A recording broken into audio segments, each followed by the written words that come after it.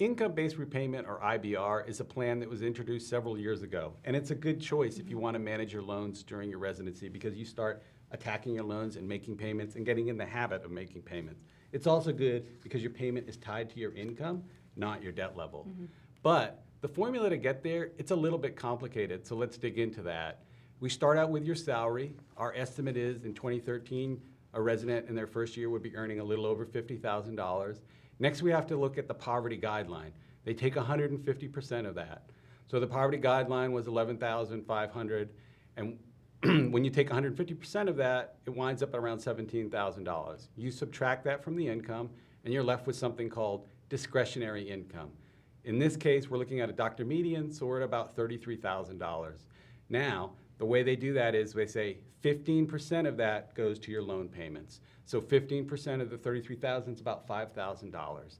Now that's an annual total, so we have to then divide by 12 to get us to around $420 a month. That's what Dr. Median would be paying in her first year of residency.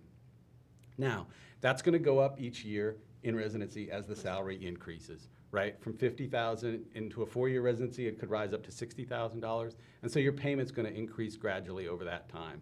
$400 a month up to $540 a month in the 4th year.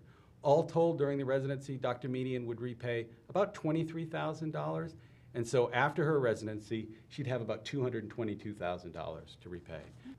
A nice thing about IBR is that after the residency, the terms of the program stay with you. You wouldn't be kicked out of it. In fact, the maximum payment is set up when you enter the program, so it will continue after your residency. And for Dr. Median, that'd be about $2,200 a month. And she'd pay that for about 12 years, and at the end of the day, she would have repaid the loans and repaid about $350,000. And Jay, these are great numbers, but I think it's probably worth pointing out that they're based on a household size of 1. That's right, Nicole. So if you bring another income earner to the equation, the required IBR payment more than doubles. And when people see this, these numbers, the first question is, do we each have to make that payment? And the answer is no. The required IBR payment for the couple is for the household. And that one payment will be taken and divided proportionate to each of their debt levels. Beyond that, when there's additions to the family, additions to the household, the required payment will be reduced accordingly. That seems like one of the few times having children is a financial benefit. It might be. But speaking of benefits, you know, there's a number of benefits that come with IBR.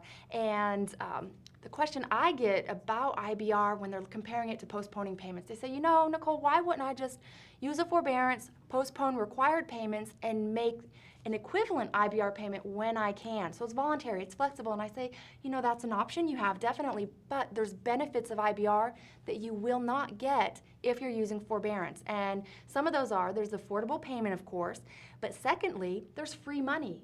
And this free money is tied to being an IBR. You have to be an IBR to get this free money. Now, Jay, for Dr. Median, what's the amount of free money she might receive? Well, if Dr. Median had some subsidized loans in her portfolio, over a 3-year period, partial subsidy would be about $3,000.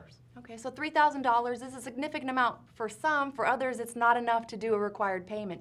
But this amount, this $3,000, plus the small payment she's paying each month, there is interest that's left, that's not paid, correct? Right. Now that leads to another benefit of IBR, and that's that there's delayed capitalization in IBR, meaning that for the entire time you're in residency, it's likely that you will not experience capitalization, and that first capitalization may not come for years down the road, depending on your financial situation. Beyond that, another benefit is that in IBR there's a maximum payment, and Jay referenced that before.